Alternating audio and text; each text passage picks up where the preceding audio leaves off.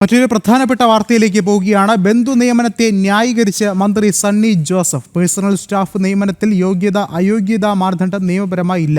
ബന്ധപ്പെട്ടുള്ള മന്ത്രിയാണ് അതിൽ തീരുമാനമെടുക്കേണ്ടത്. പാർട്ടിയുടെ സജീവ പ്രവർത്തകനും തെരഞ്ഞെടുപ്പിൽ ചീഫ് ഏജന്റുമായ ബെന്നി തോമസിനെയാണ് നിയമിച്ചത്. കൂടാതെ മന്ത്രി എന്ന നിലയിൽ തന്റെ പ്രവർത്തനം കുറ്റമറ്റതാക്കാൻ സഹായിക്കുന്ന വ്യക്തി കൂടിയാണ് ബെന്നി തോമസ് എന്നും സണ്ണി ജോസഫ് പറയുന്നു.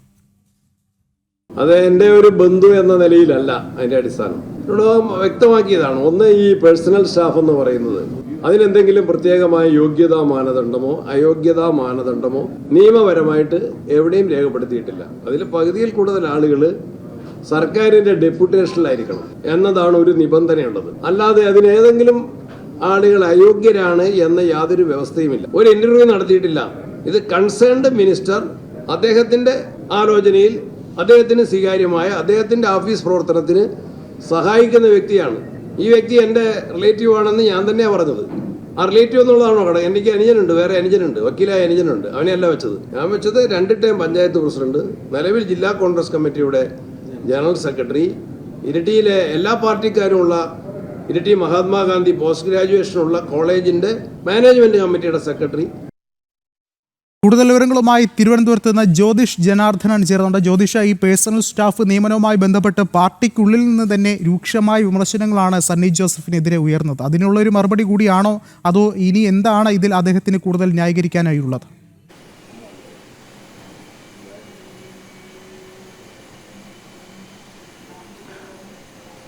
വിഷ്ണു, പാർട്ടിക്കാർക്ക് കൂടെ ഉള്ളൊരു മുന്നറിയിപ്പായിട്ടാണ് ഇപ്പോൾ വാർത്താ സമ്മേളനത്തിൽ സണ്ണി ജോസഫ് പറഞ്ഞിരിക്കുന്നത്. ഇത് ബന്ധു നിയമനം എന്നത് തൻ്റെ ബന്ധു ആയതുകൊണ്ട് മാത്രമല്ല, തൻ്റെ അളിയനായതുകൊണ്ട് മാത്രമല്ല, കോൺഗ്രസിൻ്റെ സജീവ പ്രവർത്തകനാണ്, അതുകൊണ്ടാണ് താൻ നിയമിച്ചതെന്നാണ് ഇപ്പോൾ സണ്ണി ജോസഫ് അല്പസമയം മുമ്പ് പറഞ്ഞത്. മാത്രമല്ല, തനിക്ക് ഒരു അനിയനുണ്ട്, അദ്ദേഹം അഭിഭാഷകനാണ്, താൻ അനിയനെ നിയമിച്ചില്ല, പക്ഷേ താൻ അളിയനെയാണ് നിയമിച്ചത് എന്നുള്ള ന്യായീകരണമാണ് പറയുന്നത്. കാരണം ബന്ധു നിയമനമാകാതിരിക്കാൻ വേണ്ടി അനിയനെ നിയമിക്കുന്നതിന് പകരം അളിയനെ നിയമിച്ചു. ഇതാണ് നമുക്ക് ഇതിൽ നിന്നും തന്നെ വ്യക്തമാക്കാൻ സാധിക്കുന്നത്. മാത്രമല്ല, ഇയാൾ ഈ ബെന്നി ജോസഫ് ഇദ്ദേഹത്തിനെയാണ് താൻ നിയമിച്ചിരിക്കുന്നത്. തൻ്റെ ഇലക്ഷൻ ഏജൻ്റ് ആയിരുന്നു, തന്നോടൊപ്പം തൻ്റെ വിശ്വസ്തനാണ്, തന്നോടൊപ്പം ഏത് നിമിഷവും ഉള്ള ഒരാളാണ്.